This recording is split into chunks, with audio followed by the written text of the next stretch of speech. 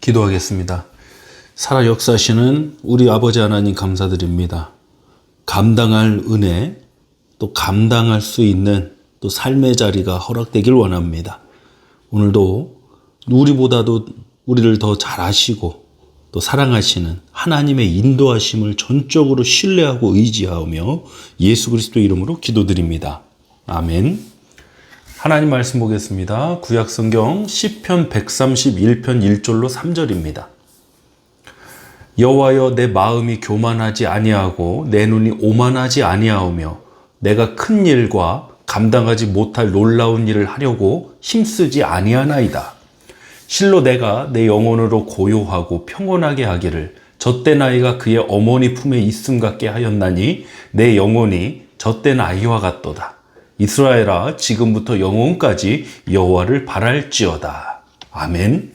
시편 131편 1절로 3절을 본문으로 맞는 사이즈가 좋은 것이다, 맞는 사이즈가 좋은 것이다 라는 제목으로 하나님 말씀 은혜 나누도록 하겠습니다.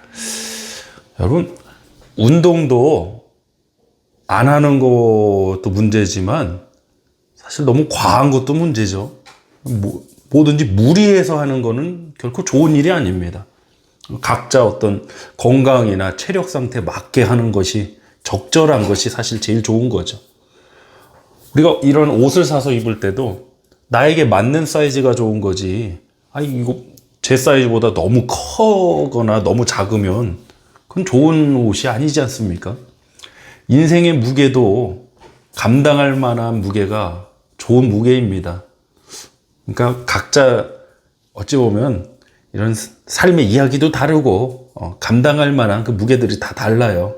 그래서 어떤 천편일률적으로 내가 이랬으니까, 나는 이걸 다 이겨냈으니까 너도 이겨내라, 사실 그것도 어찌 보면 맞지 않는 얘기입니다.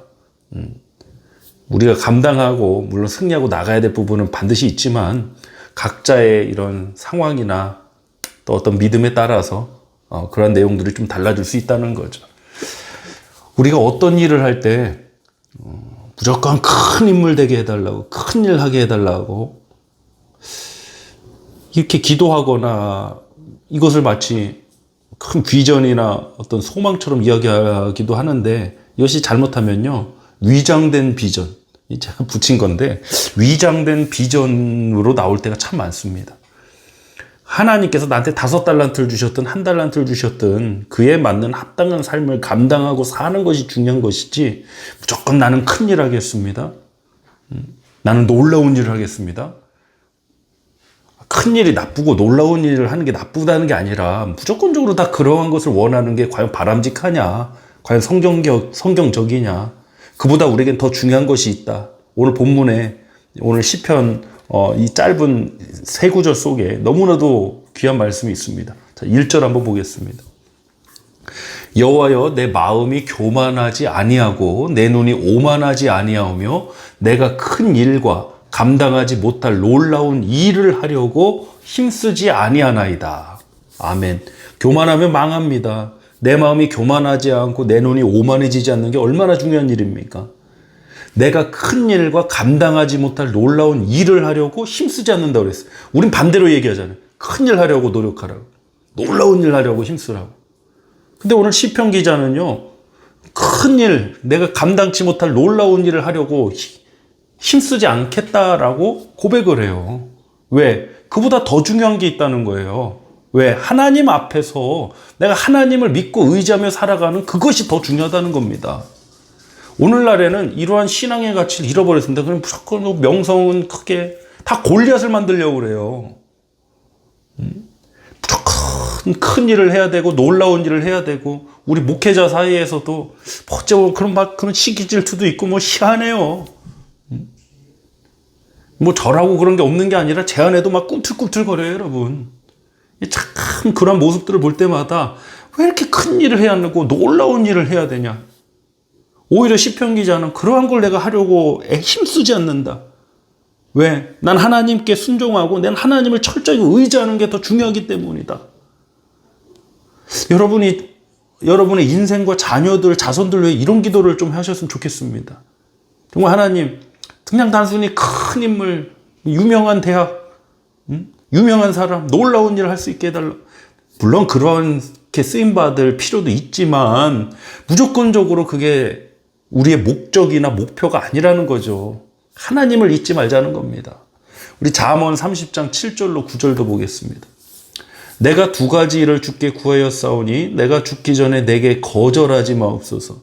곧 헛된 것과 거짓말을 내게서 멀리하옵시며 나를 가난하게도 마옵시고 부하게도 마옵시고 오직 필요한 양식으로 나를 먹이시옵소서.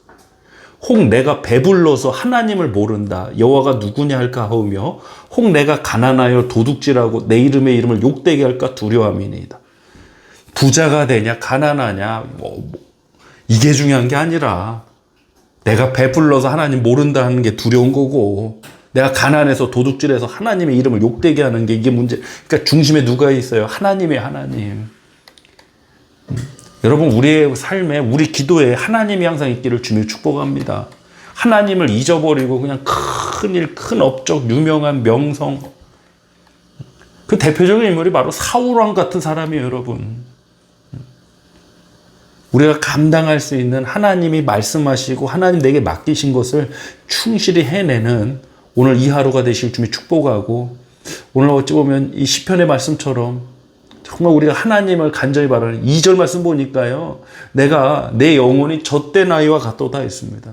그래서 3절에 이스라엘아 지금부터 영원까지 여호와를 바랄지어다 했습니다. 여러분 정말 무엇을 바라고 계십니까? 내가 큰 인물 되는 거? 큰 일 하는 거? 놀라운 일을 하는 거? 아니면 정말 우리 하나님을 바라고 계십니까?